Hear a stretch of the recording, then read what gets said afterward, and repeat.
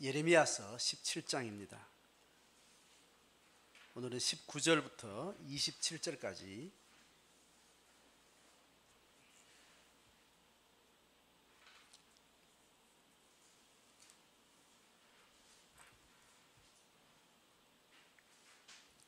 예레미야서 17장 19절로 27절 합독하겠습니다.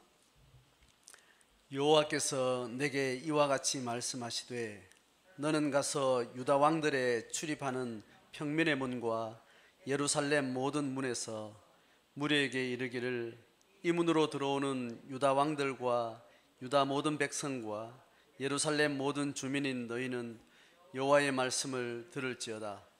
여호와께서 이와 같이 말씀하시되 너희는 스스로 삼가서 안식일에 짐을 지고 예루살렘 문으로 들어오지 말며 안식일에 너희 집에서 짐을 내지 말며 어떤 일이라도 하지 말고 내가 너희 조상들에게 명령함 같이 안식일을 거룩히 할지어다. 그들은 순종하지 아니하며 귀를 기울이지 아니하며 그 목을 곧게 하여 듣지 아니하며 교훈을 받지 아니하였느니라. 여호와의 말씀이니라. 너희가 만일 삼가 나를 순종하여 안식일에 짐을 지고 이 성문으로 들어오지 아니하며 안식일을 거룩히 하여 어떤 일이라도 하지 아니하면 다윗의 왕위에 앉아있는 왕들과 고관들이 병거와 말을 타고 이 성문으로 들어오되 그들과 유다 모든 백성과 예루살렘 주민들이 함께 그리할 것이요 이 성은 영원히 있을 것이며 사람들이 유다 성읍들과 예루살렘에 둘린 곳들과 베냐민 땅과 평지와 산지와 네겝으로부터 와서 번제와 희생과 소제와 유향과 감사제물을 여호와의 성전에 가져오려니와 그러나 만일 너희가 나를 순종하지 아니하고 안식일을 거룩되게 아니하여 안식일에 짐을 지고 예루살렘 문으로 들어오면 내가 성문에 불을 놓아 예루살렘 궁전을 삼키게 하리니 그 불이 꺼지지 아니하리라 하셨다 할지니라 하시니라. 아멘. 예레미야 17장 오늘 19절부터 마지막 절까지 내용은 지난주에 나눴던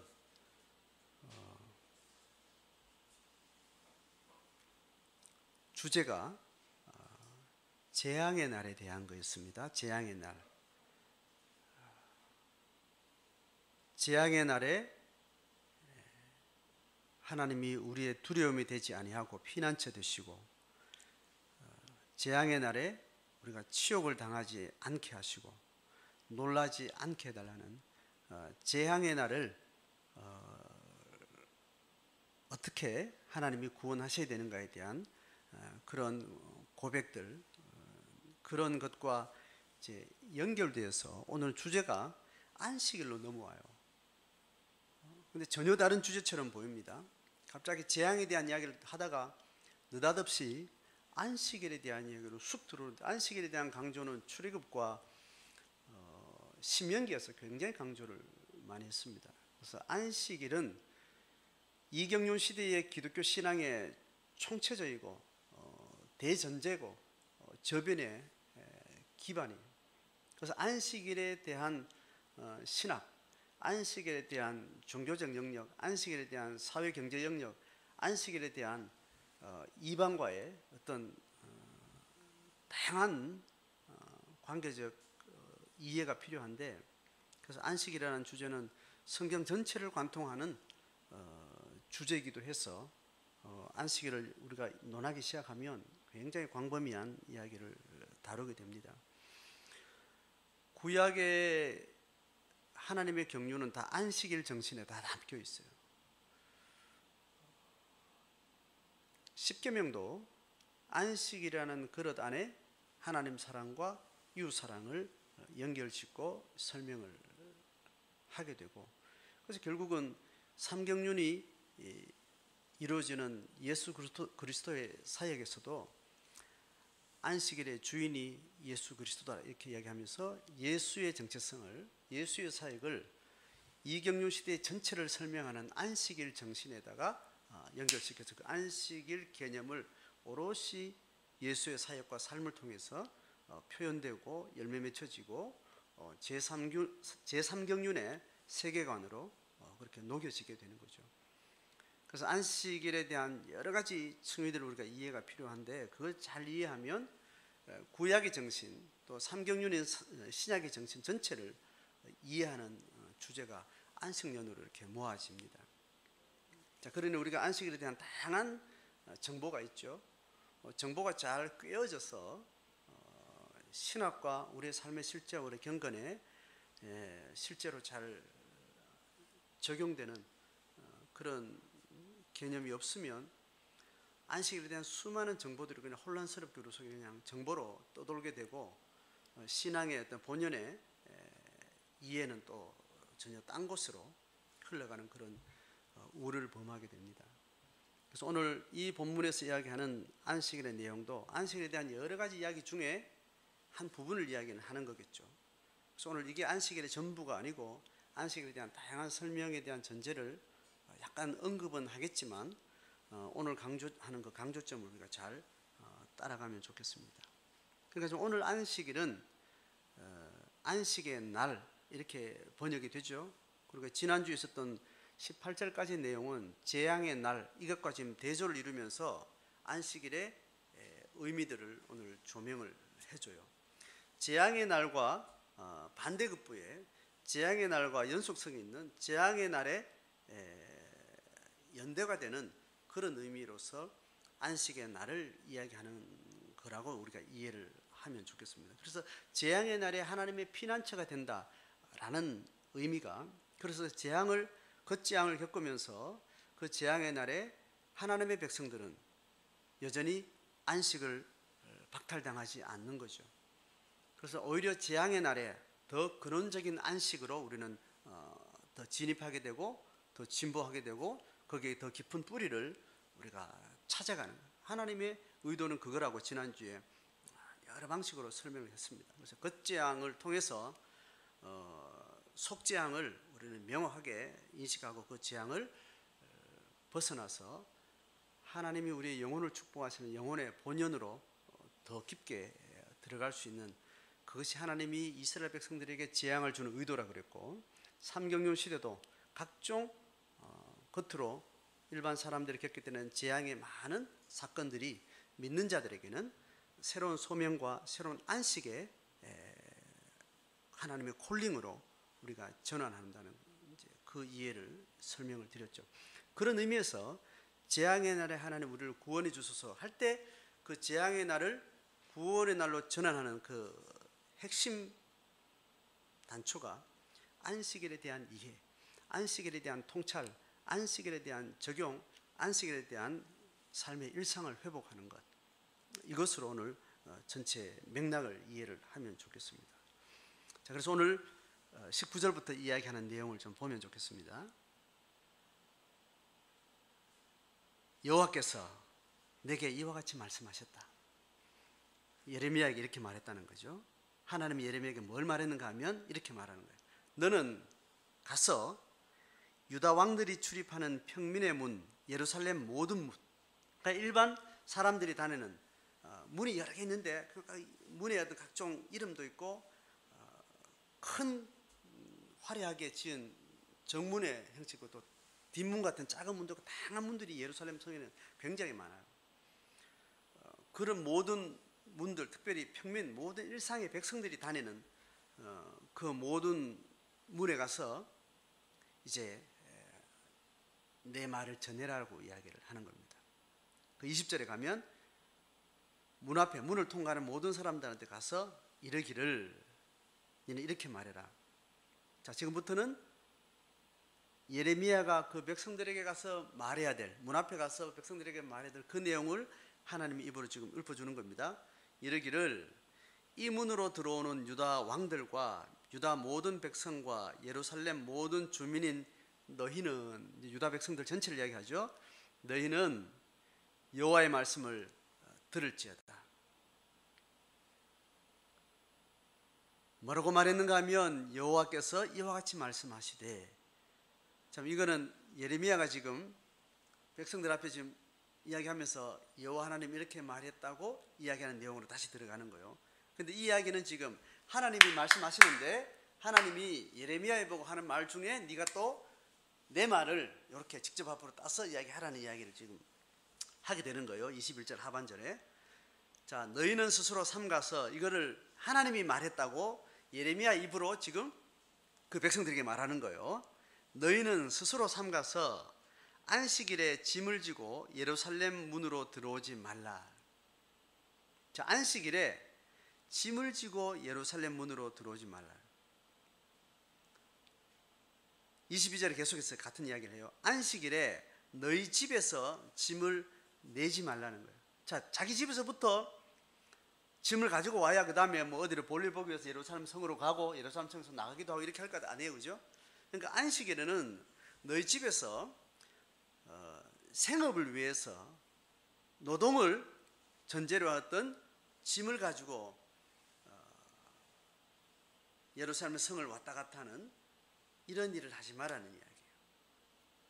그리고 집에서 짐을 들고 문을 통과하는 이걸로 상징되어지는 모든 노동에 대해서 어떤 일이라도 하지 말라는 거예요. 자, 짐을 가지고 성문과 성 밖을 오가는 이 상이 있죠. 이 이미지를 대표적으로 이렇게 제시하면서 이걸로 대표되는 모든 먹고 살기 위한 노동의 일체를 안식일에는 너희들이 하지 말아야 된다라는 이야기를 하는 거예요. 자, 그렇게 이야기하고 하반절에 이렇게 말합니다. 이 명령은 너희들 조상들 처음부터 예루살렘 다시 가나안으로 들어오게 된 언약 백성이 되어서 광야를 통과한 이스라엘 백성들이 여호수아와 함께 가나안에 들어오는 그때부터 가나안에 이스라엘 백성들이 정착하면서부터 너희들 조상들부터 줄곧 이야기했는 이야기다는 거예요. 내가 너희 조상들에게 명령함 같이 안식일을 거룩하게 하라는 거예요. 기본적으로 하나님의 토라의 명령은 안식일을 거룩하게 하라. 이것이 이제 아주 기본적인 문장이죠.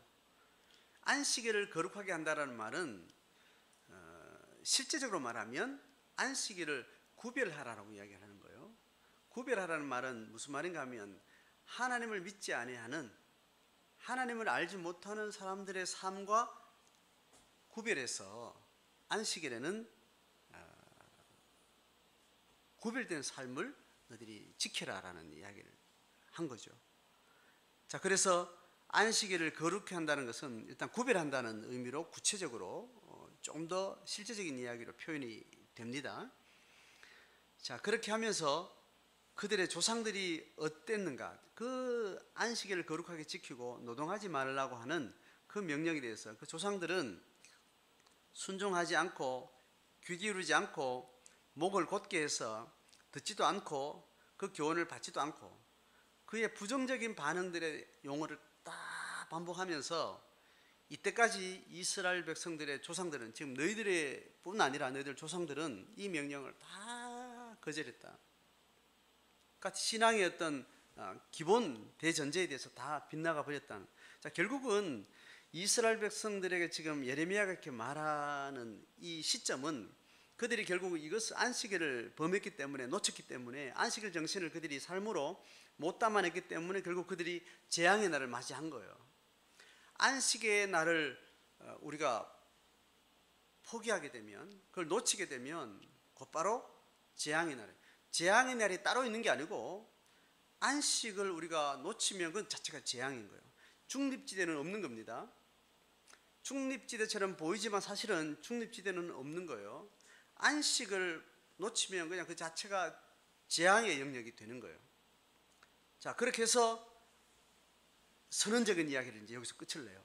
자, 안식일을 지켜라. 핵심은 안식일에 여러 가지 하는 일들이 있는데 안식일에 노동하지 말라는 이야기입니다. 자, 그런데 안식일에 부정적인 실천은 노동하지 않는 거예요. 근데 긍정적인 실천은 뭐예요? 안식일에 성전에서 예배하는 거예요. 자, 이게 두 기둥이에요. 안식일에 긍정적으로는 예배하는 날이에요. 하나님께 예배하는, 성전에서 예배하는 날이에요.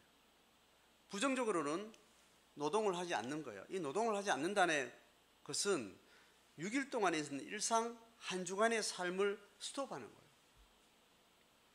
스톱하는 이 두 가지가 동시에 일상의 6일의 삶과 구별된 안식일의 거룩한 날이 동시에 쌍벽을 이루면서 두 가지는 서로 연동이 되는 겁니다. 그래서 신앙과 종교의 어떤 관점에서 설명할 때 안식일은 적극적인 신앙의 날이에요. 그리고 6일은 소극적인 신앙의 날이에요. 안식일은 참여적인 신앙과 종교 체험에 참여하는 방식으로 구별된 방식으로 그렇게 살아가는 방식이고, 6일 동안은 그것이 세상에 녹여지는 방식으로 하나님의 임재가 세상 속으로 실현되는 방식으로 살아가는 방식. 두 축이 동시에 나란히 쌍벽을 이룰 때 이것이 하나님이 그의 백성을 통치하게 되는 원리가 되는 거예요. 그래서 결국은 인간에게 죄성이 있다는 것은 결국은 뭐로 나눠지는가 하면, 종교성은 그대로 유지하면서 일상성을 바꿔버리는 이런 방식으로 신앙의 본질은 이제 무너지기 시작하는 겁니다. 이스라엘 백성들은 딱 그렇게 된 겁니다. 안식일을 지켜라 계속 이야기를 하는데, 안식일을 이 사람들이 지킨다는 개념은 종교적인 영역만 계속 생각을 하게 된 거예요. 이스라엘 백성들은. 그러면서 그들이 믿는 하나님은 안식일에만 집중하는 것으로 착각을 하게 되는 겁니다. 그리고 안식일이 아닌 일상의 날에는 하나님이 그들과 적극적으로 함께하는 것에 대해서 오히려 희미해지고 약해지면서, 이때는 또 더 강력하게 일상의 삶의 문화나 인간의 욕망이, 죄성이 계속해서 물들여지는 그런 과정으로 점점 일상의 삶은 그렇게 무너지기 시작하게 되는 겁니다. 여기서 우상은 어디서 개입을 하는가 하면 일상성에서 우상이 개입이 돼요. 그래서 이스라엘 백성들은 자기들은 우상을 섬기고 있다라고 생각을 못하는 사이 이미 그들의 삶 속에 우상은 이미 들어와 버린 상태예요. 왜냐하면 여전히 안식일을 종교 예배로서 지키고 있었거든요. 그러면서 우상이 필요하고 우상이 함께 자기 삶의 중요한 가치로 들어오게 되는 것은 삶의 일상 속에서 벌써 그들의 마음과 심리와 삶의 일상의 모든 노동이나 경제생활에서 이미 그 가치가 이미 들어와 버린 상태예요. 그러니까 노동하는 삶의 일상은 안 믿는 사람하고 전혀 상관없는 삶으로 이미 그들이 가득 차게 되고, 결국은 안 믿는 사람들이 일상적인 삶 속에서 살아가는 삶은 안 믿는 사람들의 종교 방식은 바알의 우상의 모습으로 그들은 또 다른 날을 지키는 일들이 생긴 거예요. 자, 그러니까 이스라엘 백성들은 하나님 여호와 신을 계속 섬기고 있으면서 자기들은 여호와의 백성을 계속 하면서 일상에서 종교로 나타나지 않는 그런 영역에서 그들이 자연스럽게 세속의 가치에 물들게 되고, 그 세속의 가치가 종교적 양식으로 나타나는 것이 여러 가지 다양한 우상의 형태가 되는 거예요. 그러다 보니까 그들의 욕망에 계속 집중하다 보니까 그들의 욕망은 어디에서 정점을 치는가 하면 그들의 바알 우상의 제사에서 정점을 쳐요. 거기서 모든 것들을 집약을 한다고. 그러니까 자연스럽게 또 그들은 그들의 우상을 가져오게 되는 거예요. 그들의 우상은 철저하게 일상과 연결되어 있습니다. 그래서 그들의 우상은 자연스럽게 일상 속에 들어오게 되고, 그러니까 그들이 일상 속에서 우상을 자연스럽게 받아들이게 해요. 이것이 자기들이 안식일에 하나님 앞에 예배하는 것하고 전혀 문제가 안 된다고 착각을 하게 됩니다. 그러면서 안식일에 하나님도 자연스럽게 이방의 신과 같이 생각할 거라는 생각으로 자연스럽게 신학이 바뀌어버려요. 그러니까 하나님의 백성이 이방인들하고 같이 섰는데, 같이 농사를 짓는데, 내가 더 이윤을 남기는 것은 하나님의 백성이 하나님으로부터 오는 것이라고 이렇게 또 착각을 하게 되는 거예요. 그래서 더 많이 벌고 더 잘 살고 더 힘있게 되고 이렇게 하는 방식으로 하나님의 백성이 세상에서 구별될 걸로 신학이 완전히 이렇게 변질되어 버리는 거죠. 그래서 종교는 전혀 다른 것을 가지고 있으면서 이 여호와 하나님도 바알의 방식대로 반응해 주기를 하면서 하나님이 우리에게 가르친 경건의 방식이 전혀 아닌 바알의 방식으로 하나님 앞에 예배를 하게 되는 거예요. 껍데기는 여호와 하나님의 예배 방식을 가지고 있지만 그들의 내면과 그 하나님을 상대하는 그 하나님은 전혀 우상의 존재가 된 상태에서 그렇게 하고 있는 거예요. 종교에 세속화는 이렇게 일어나는, 똑같이 삼경륜 시대도 그렇게 일어나는 거예요. 자, 그런 의미에서 오늘 이들의 재앙이 어디서 왔는가 하면 그들이 안식일을 지키지 않았기 때문에 재앙이 온 게 아니에요. 평일에 그들의 노동이, 그들의 경제가 하나님이 그리고 있는 가치체제 속에서 지켜지지 않고 바알의 방식의 그 모든 주도권을 빼앗겨 버리면서 재앙은 여기서 닥쳐 들어온 거예요. 여기서 무너져서 여기 들어온 게 아니고 여기서 무너져서 여기서 재앙이 들어오게 되는 겁니다. 자, 그렇게 됐기 때문에 이스라엘 백성들에게 안식일을 참여적으로 종교적인 방식으로 안식을 지키라 이야기를 지금 할 필요가 없는 거예요. 이것이 무너지면 이것은 이미 변질된 신학으로 변질된 하나님을 바라보고 있는 게 되는 거죠. 그래서 지금 오늘 재앙의 날과 비교되는 재앙의 날이 참된 피난처가 될 수 있는 것은 안식의 날을 회복해야 된다. 그래서 안식의 날은 종교 형태로서 안식의 날 회복은 이때까지 잘 지켜왔다는 거죠. 지금 일상 속에서 하나님이 우리의 노동과 경제적인 삶에 대해서 하나님이 구별하라는 이야기를 오늘 건네는 겁니다. 자, 그렇게 해서 이제 24절부터 그들에게 말하는 겁니다. 너희가 만일 삼가 나를 순종해서 안식일에 짐을 지고 이 성문으로 들어오지 아니하고, 그것이 안식일을 거룩히 하는 거라요. 그래서 안식일을 거룩히 해서 어떤 일이라도 하지 않으면, 노동을 스톱하면 두 가지 약속을 해요. 25절에 약속을 하고 26절에 약속을 해요. 25절의 약속은 뭐냐? 모든 전쟁의 재앙으로부터 내가 너희들을 지켜주겠다라는 거예요. 그리고 26절의 이야기는 너희들이 참된 감사의 성전 예배를 지속할 수 있도록 해주겠다. 자, 그러니까 안식일은 여러 가지, 크게 두 가지로 나누면 안식일에 성전에서 예배하는 이 예배 형식하고 안식일은 노동을 하지 않는 부분. 그리고 삶의 실제로 들어가면 노동을 하지 않는 방식으로 들어가는데, 이 노동을 하지 않는 방식은 그 행위 자체로서의 의미보다는 성경에서 뭘 이야기하는가 하면 이방인의 방식대로 노동하지 말라라는 이야기예요.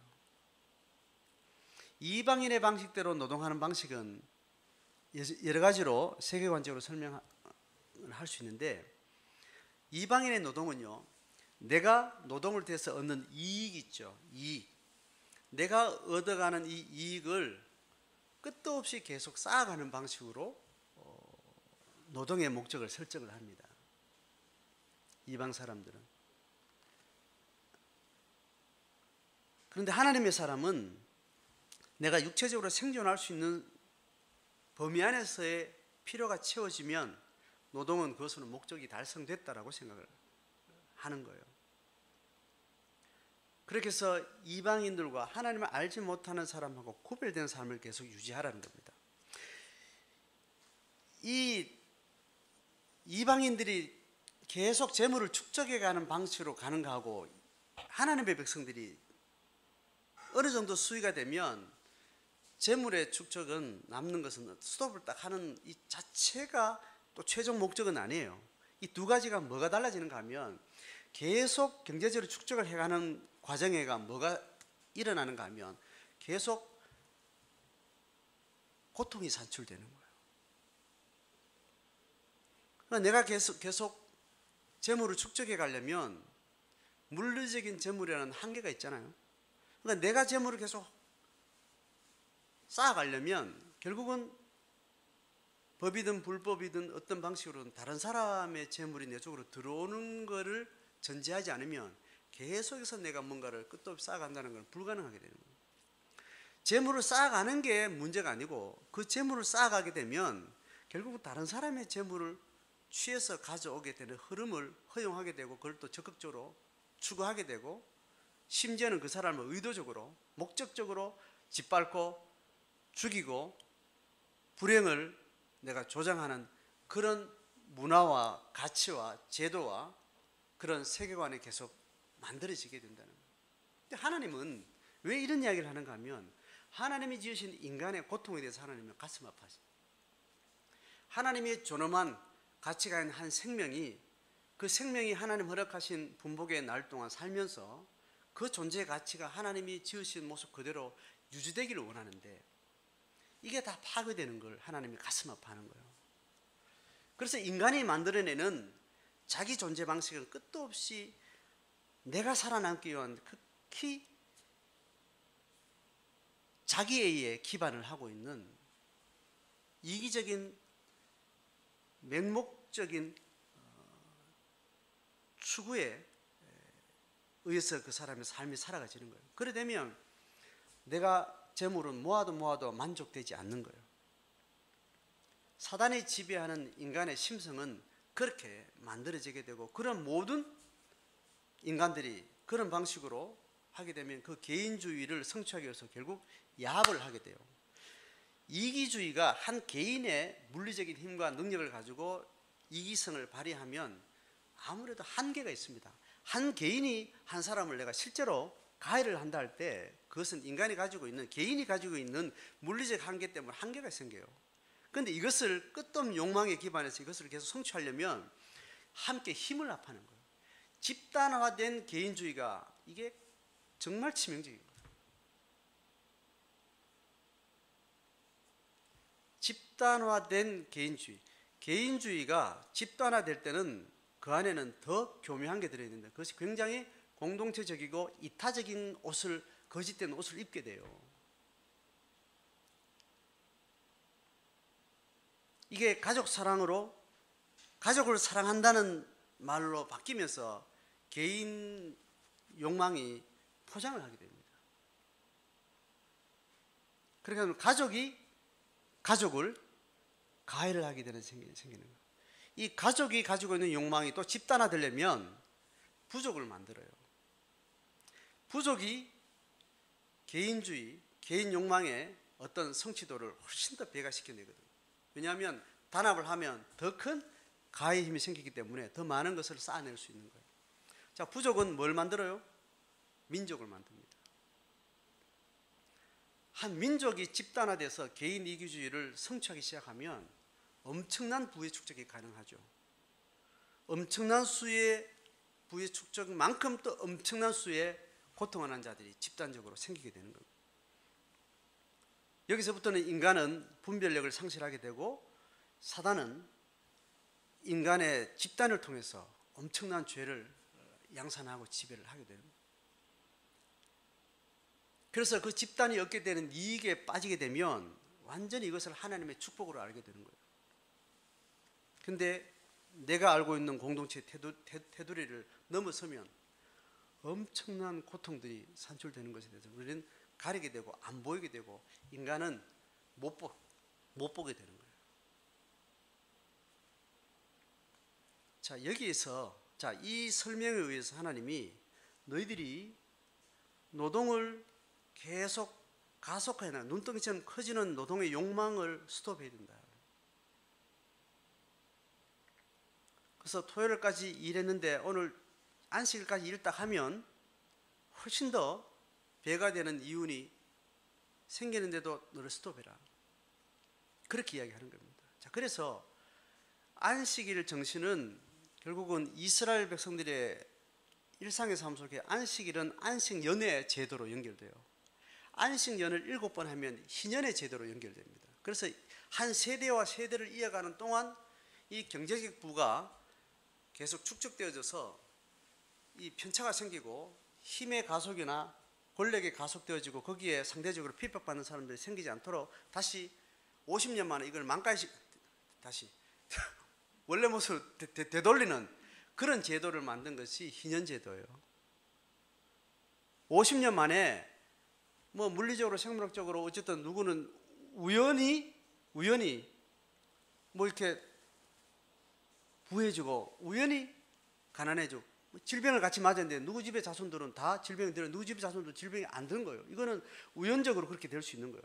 그런 식의 방식으로 인간이 살아가는 삶에 여러 가지 상황들이 얽혀서 계속 부를 만들어가는 이걸 스톱해서 다시 원상태로 돌리는 이 제도가 희년 제도예요. 이걸 삶의 일상으로 제도화시켜서 더 이상 욕망의 한계를 넘어서는 것은 근원적으로 차단시켜 놓은 것이 이스라엘 백성들의 율법의 경제 원리가 되는 겁니다. 자, 이스라엘 백성이라는 작은 영역 지역 안에서 공동체 한 제도권으로 그를 만들어 놓은 것은 우리가 이제 삼경륜 시대에 하나님의 백성들이 우리가 구별된 삶을 살아야 된다. 안식일을 지킨다. 그것을 어떻게 실천해야 될지를 우리에게 보여주는 거예요. 한마디로 말하면 이방 사람들이 만들어가는 경제 방식을 우리가 포기하는 거예요. 자, 여기서 기독교 신앙의 다수가 아닌 소수로 재집계를 하는 포인트가 여기서 생겨나는 겁니다.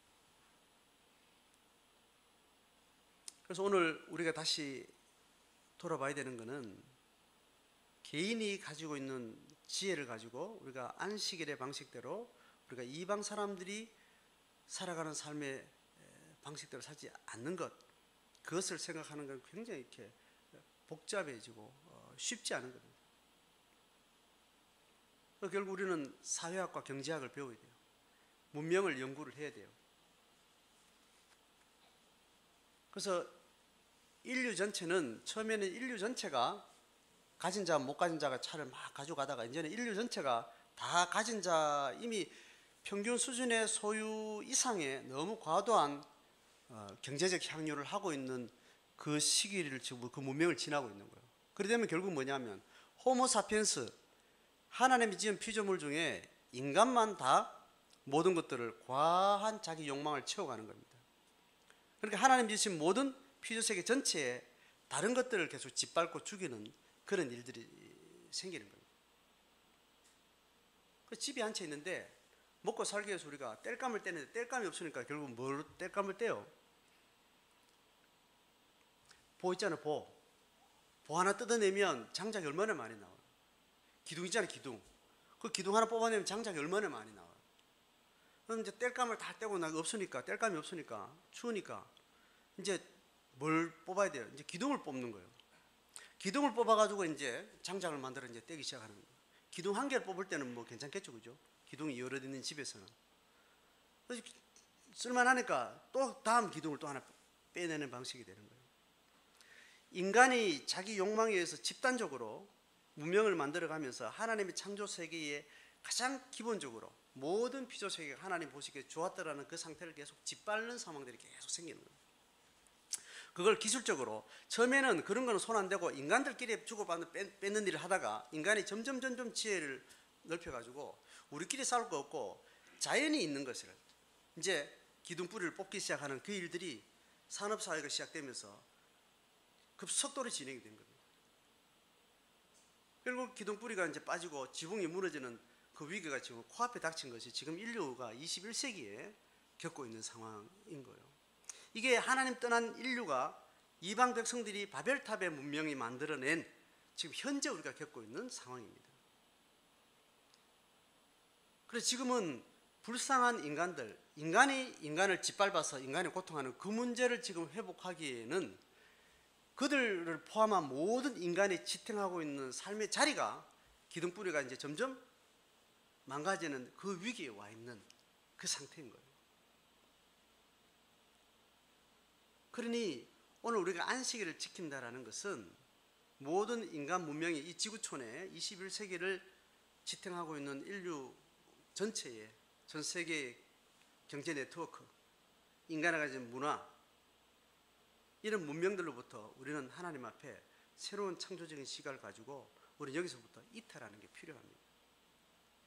적어도 선진국의 10% 이미 내에 들어온 한국 사회는 가장 가난한 사람이라도 아프리카의 가장 행복한 사람보다 비교될 정도로 못하지 않을 정도로 이미 많은 것을 향유하면서 살고 있습니다. 단지 상대적 비교적 박탈감 때문에 오는 심리적 이 디프레스가 자살도 하게 되고 더 비참한 삶을 만들게 하지. 물질 문명으로서는 한국 사회는 이미 과도하게 세상의 모든 것을 빼앗아 와가지고 인간이 다른 자연의 모든 만물들을 더 빼앗아 와가지고 너무 과도한 것을 지금 채우고 있고, 그 안에서 일어나는 그런 경쟁으로 생기는 심리적 박탈감, 심리적 상함, 죄악 때문에 정신적으로 상해가고 그렇게 피폐해져가는 그런 시대를 맞이하고요. 그럼에도 불구하고 인간은 또 계속해서 물질의 욕망에 그 호랑이 등에 타서 내릴 줄을 모르는 겁니다.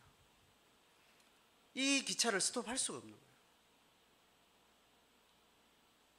이 차를 타고 우리가 선한 일을 한다, 하나님을 섬긴다, 뭐 이 제도를 바꾸고 저 제도를 바꾸고 이 정치를 하고 저 정치를 하고 이렇게 할 수 있는 그런 수위를 이미 넘어선 상태에 있는 겁니다. 그래서 모든 문명의 전환이 있을 때 하나님의 백성들은 그 문명권에서 벗어나는 일들을 하게 돼요.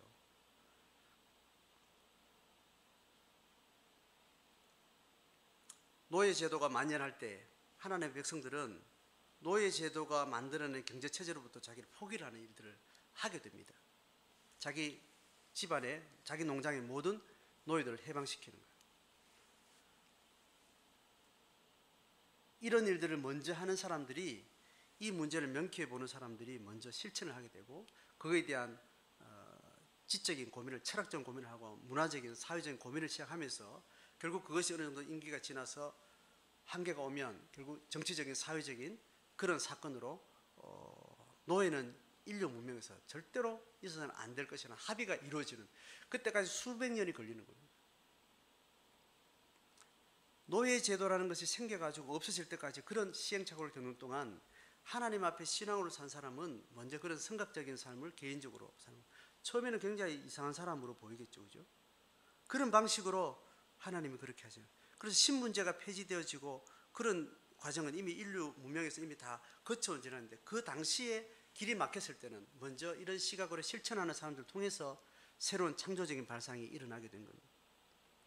지금도 지금 어느 정도 이 산업사회 문명이 지금 끝을 지금 맞이하면서 또 이런 코로나 같은 재앙을 지금 온전히 겪고 있는 거예요. 어떤 살육이 비참하게 일어나는 그런 전쟁보다 엄청난 숫자가 지금 코로나 사태로 사람이 죽어나가는 상황이 온 거예요. 더 이상 산업사회는 더 이상 이 인류의 종 자체가 지속 가능할 수 없다라는 판단이 일어나고, 그 배를 타고 이럴까 저럴까 지금 논의하는 그런 수에서 더 창조적인 발상이 필요한 거예요. 더 발전을 하면 안 되는 겁니다. 인류가 숫자가 줄어야 돼요. 의학이 발전해가지고 점점 사람의 수명이 막 길어지고 이런 것들이 어느 정도 스톱이 돼야 돼요.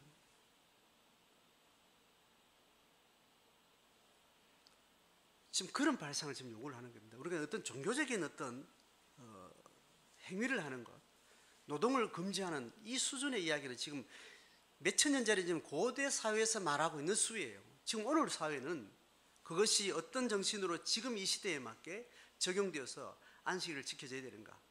성문을 오갈 때 스톱하라는 것은 계속 내 재산이 불어나는 이 시스템 체제로부터 내가 벗어나와야 되는 겁니다. 돈을 어느 정도 일정 부분 가지고 돈 자체가 돈을 낳는 그 방식이 지금 바벨탑에 굴러가는 방식이라니까요. 그 굴러가면 계속해서 지구 자원을 착취하는 어떤 이 시스템이 이미 갖춰져 있습니다. 거기 내 돈을 얹어놓으면 그 돈이 지구를 계속 착취하는 방식으로, 그리고 지구에 있는 많은 인류나 민족들, 국가가 있는데 그 사람들 걸 계속 가진 사람이, 머리 좋은 사람들이 더 많이 빼앗아오는 방식으로 지금 기계는 돌아가고 있다는 거. 거기에 내가 돈만 얹으면 거기서 배당되는 내 안에 떨어지는 이윤이 있다는 거예요. 그 이윤이 만들어내는 문화적 혜택이라는 것은 그것으로 박탈된 사람이 겪는 삶으로 봐서는 상상도 할 수 없는 엄청난 화려하고 과도한 어떤 그런 자기 욕망의 어떤 삶을 가능하게 하는 물질로 해서 우리한테 혜택을 주는 거예요. 거기서도 바로 도토리 기재기 하면서 누가 더 많이 가지냐 못 가지냐, 거기 또 심리를 좀 더 가난해 가지고 또 좌절하고 그렇게 정신적으로도 피폐하면서 그 기계를 계속해서 우리가 돌리고 있는 그런 상황입니다. 그래서 근본적으로 구약 성경이 이자를 받는 방식으로 돈 빌려주지 마라 이렇게 이야기하는 겁니다. 오늘같이 돈이 돈을 낳는 이 엄청난 기계가, 효율적인 기계가 이렇게 발달된 이 시대하고 비교도 안 되는 고대 사회도 이자라는 것이 없는 데서 누굴 빼앗아오는 어떤 방식으로 이자의 어떤 제도는 그렇게 작용이 되고 있었기 때문에 이자를 받고 돈 빌려주는 것은 이것은 안 된다. 이제 그걸 성경에서 이야기를 하는 겁니다. 그러니까 우리가 실제적으로 지금 누구한테 이자를 안 받고 빌려주는 이런 수준을, 소박한 수준을 말하는 게 아닙니다. 돈이 돈을 얻는 방식으로 내 부나 내 경제를 그렇게 그걸 정상적이라고 판단하면 안 된다는 겁니다. 그러면 사람들이 반발하죠. 내 하나 안 한다고 뭐 달라집니까? 세상 사람들 다 걸어가는데. 그 말은 굉장히 불신앙적인 태도예요. 하나님이 말하는 것은 네가 어떻게 살았는지 내가 심판대 앞에서 네하고 따지자. 이렇게 하나님 우리가 약속 맺은 사람이에요. 그 명령 앞에 내가 안 한다고 사람들이 이게 문제 해결됩니까? 이 말은 그건 그들의 몫이고 하나님은 하나님의 역사를 만들어 가는데 너만큼은 그렇게 큰 기계가 돌아가는데 너는 그 기계에서 벗어나서 너는 나와 약속한 고백한 방식대로 네가 삶을 정직하게 살았느냐. 하나님 그걸 묻겠다는 거예요. 천국 문 앞에서. 그 네 행위 자체가 세상을 구원하고 그 문제는 내가 하겠다는 거예요. 너는 거기서 벗어나올 만큼, 세상으로부터 벗어나올 만큼 하나님에 대한 확신을 가지고 네 삶을 살아왔느냐는 걸 하나님께서 물으시는 거예요. 그래서 기독교 신앙을 실천하는 것은 종말론적인 확신이 없으면 불가능합니다. 죽음 이후에 하나님의 심판대 앞에 선다는 이 가르침이 내 사건으로 명확하게 들어오지 않고는 절대로 할 수 없는 실천이에요.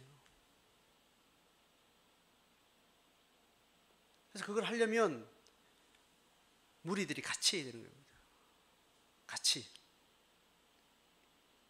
희년은행에 돈 넣어서 이자 받지 말고 돈 넣고, 이미 이자 받지 않고 돈 넣을 수 있는 이 돈도 이미 바벨탑에서 만들어낸 돈이 내한테 그냥 어느 날 떨어져 온 것뿐이기 때문에 이미 돈 자체가 검은 돈인데 그게 하나님이 내한테 소유권을 줬다면 이미 네 권 내에 네가 결정할 수 있는 권 안에서 그 돈을 다시 바벨탑에 굴러가는 방식으로 돈을 다시 투자하지 말라는 이야기를 하는 거예요. 하나님 그 분복을 줬으면 적어도 그 돈만큼은 바벨탑이 움직이는 방식대로 말고 이자가 쌓이지 않는 방식으로 그러니까 잘 가지고 있다가 필요한 데로 흘려보내고 너 필요한 데 하나님 쓰시다고 생각하면 그걸 다 쓰고 그렇게 하라고 이야기를 하는 겁니다. 이렇게 하려면 절대로 실천하려면 한 가정의 개인이 삶을 살아가는 절대로 불가능합니다. 그래서 하나님이 교회 공동체를 집단으로 주신 거예요. 그래서 경건주의 시대에 1700년도, 1600년도, 1500년도 종교개혁이 일어나고 참된 경건에 어떤 운동이 일어나는 그런 집단들은 대부분 공동체를 이루면서 이방 사람들과 전혀 다른 문명을 만들어냅니다. 가족제도, 교육제도, 먹는 방식, 돈 쓰는 방식, 모든 문화들을 대체를 해요. 그러니까 이방 사람들이 만드는 모든 태어나고 자라고 생로병사의 모든 과정이 돈이 계속되어서 굴러가는 방식, 돈이 계속 쌓이는 방식으로 모든 시스템을 만들어 놓은 겁니다. 그 장례식장도 다 돈 돌아가는 방식, 돈이 이윤을 낳는 그런 방식, 일자리의 창출의 방식으로 장례식 문화도, 결혼 문화도, 출산 문화도, 교육 문화도 다 돈이 돈을 만들어가는 방식의 시스템으로 모든 것을 깔아놓은 거예요. 이것을 통찰하지 않으면 우리가 왜 이 문명에 뭐가 문제인가? 하나님 우리를 안식을 지키라는 그 말이 우리에게 지금 어떻게 적용되고 어떻게 우리가 지혜를 가져야 되는가를 모르는 겁니다. 그래서 다시 안식일 개념은 다시 더 근원적으로 들어가는 개인주의적 삶을 그 세계관을 포기해. 인간은 개인 자체가 하나의 실체로서 삶을 살아가는 방식으로 살면은 절대 불가능한 겁니다. 네와 내가 다르지 않다. 한 몸이다. 이 자연 만물과 내가 하나님의 한 생명 안에 있다. 이 의식을 가지지 않으면 바알의 방식대로 타자의 존재 유무 상관없이 내만 잘 되면 된다는 방식으로 모든 것들을 하게 되는 거예요. 우리가 섬기는 교회의 비전이 근원적으로 신앙의 가치를 실행하고자 할 때 이 지향점을 생각하고 적어도 도시에서 분리되어 나오는 한 영역이 필요하겠다. 이 도시를 변화시키려면 도시의 기계 문명으로부터 벗어나서 관찰자 입장에서 다른 문명을 만드는 어떤 토대를 만들지 않으면 이 도시 문명이 만들어가는 엄청난 죄악 상황을 우리가 어떻게 섬길 수도 없고 변화시킬 수도 없고 대안도 만들어낼 수 없겠다. 그렇게 해서 전원을 다시 생각을 하게 된 겁니다.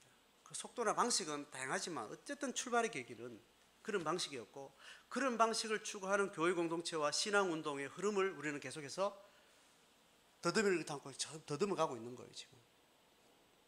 그러니까 특별히 소수들만 지향하는 어떤 신앙의 운동들을 지금 우리는 계속해서 걸어오고 있는 겁니다.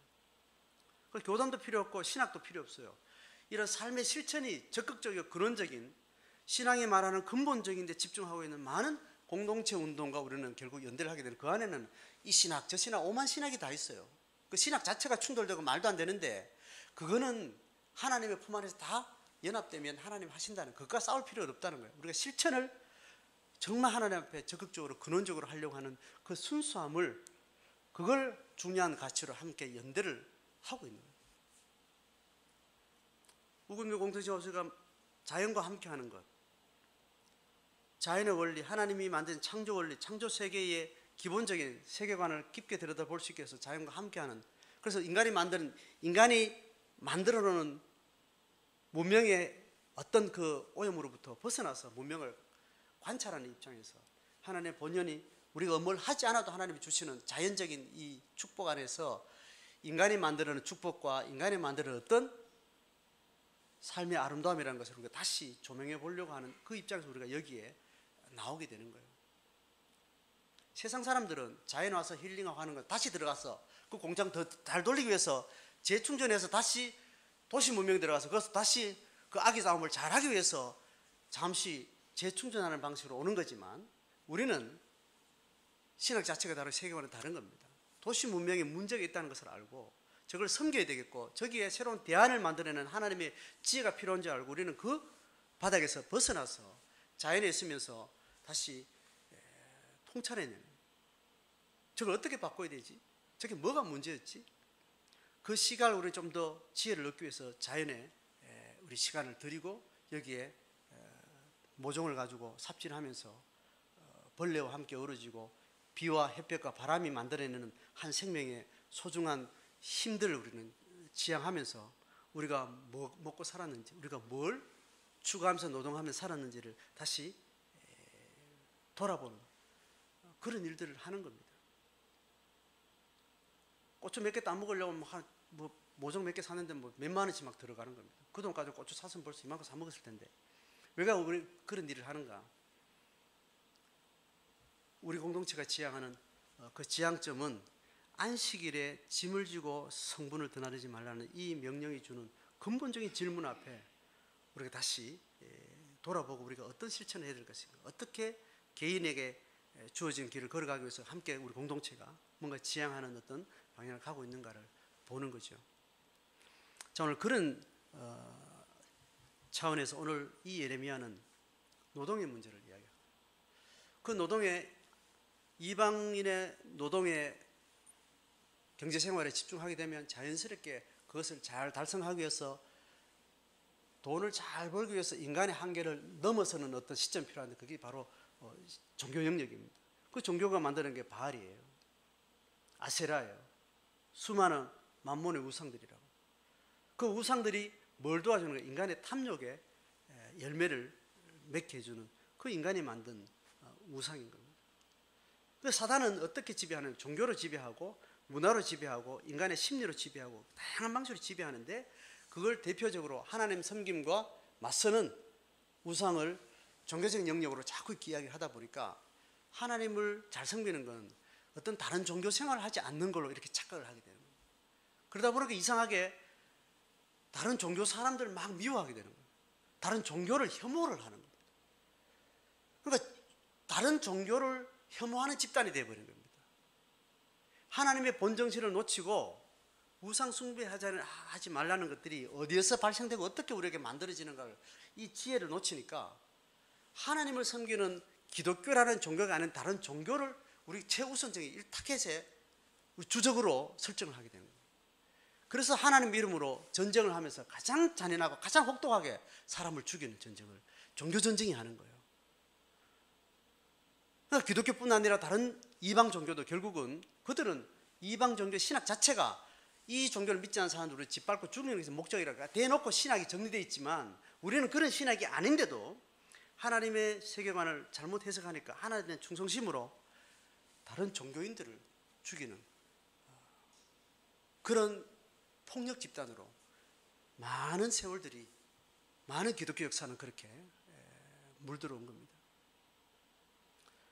자, 전체적으로 제가 몇 가지 것들을 주마간산으로 제가 몇 가지 던졌지만 설교로서 끝나는 거예요. 이걸 구체적으로 하려면 우리가 정교한 티칭이 필요하고, 이것을 삶으로 실천하기 위한 부단한 셀 모임에서 우리가 연구하고 고민하고 자기 헌신의 걸음들을 축적해 가는 게 없으면, 제가 이렇게 설교의 단상에서 잠깐 몇 가지 언어를 남발하는 이 방식 가지고는 택도 안 되는 거예요. 제가 청년 때 가장 혐오했던 사람들, 이런 설교를 하는 목사가 가장 밉더라고요. 저도 지금 그런 입장에 있을 수도 있습니다. 단상에서 이야기를 하는, 차라리 단상에서는 예수 믿으면 돈 많이 법니다, 예수 믿으면 사고 없습니다, 그게 하나의 축복이, 이렇게 말하는 사람이, 그렇게 말해놓고 그냥 그렇게 사는 사람이 오히려 정직한 사람이라고 제가 이해를 한 거예요. 단상에서는 제가 오늘 이야기한 것처럼 이렇게 이야기해놓고 성도들하고 여기에 대해서 목숨을 걸지 않는 거예요.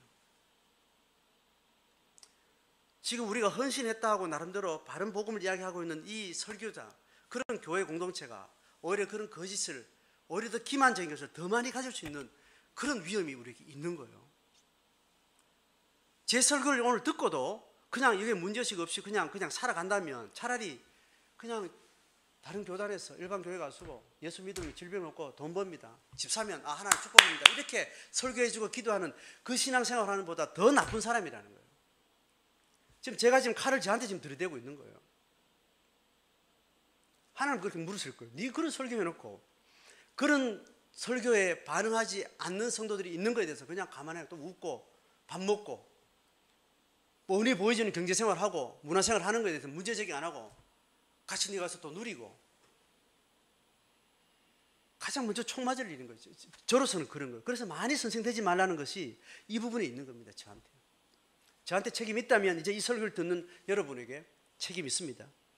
저 도시교회에서 부를 추구하는 그런 교회에서 설교 듣고 그렇게 종교생활을 하는 사람들보다 더 하나님 앞에 혹독한 심판대 앞에서 질타를 받게 되는 거예요. 네가 그 설교를 들었으면서도, 네가 적어도 알아들으면 말을 네가 접수가 됐음에도 불구하고 네가 그 말이 없었으면, 그런 설명을 전혀 안 해주는 교회에서 수많은 강단을 통해서 그 설교를 안 해주고 오히려 거짓된 설교를 하는 사람 듣고 그게 하나님 잘 믿는 거죠 한 사람보다 니 더 나쁜 사람이다, 하나님 그렇게 묻는다고 이야기하는 거예요.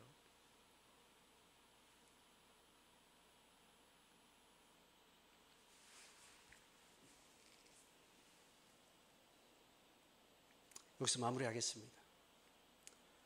오늘 주제는 그냥 하나의 촉에 불과하고, 우리가 지향하는 비전, 섬기는 교회가 그다가 달려온 30년의 세월, 저의 15년 되는 섬기는 교회 목회 생활, 또 저의 평생의 신앙생활의 흐름하고 지금 맞닿아서 지금 여러분과 저는 여기 만나고 있고 섬기는 교회에서 지금 조우를 하고 있습니다. 각자의 신앙의 양심에 서서 정직하게 깨달은 대로 고백하고, 고백은 숨겨놓지 말고 정확하게 말하고 자기 자신과의 싸움이 필요합니다. 또 이것이 정직하게 하나님 앞에 순수하게 나올 때, 그때 우리가 연합된 힘이 필요하고 연합된 신앙의 공동체가 새로운 지혜를 만들어내고 문화를 만들어내는 거죠. 적어도 섬기는 교회는 그 싸움을 하고 있는 선상에 있기 때문에 어떤 새로운 변화의 기점들도 우리 하나님이 개인적으로 공동체적으로 찾아갈 수 있는 그런 은혜가 있기를 그렇게 바랍니다.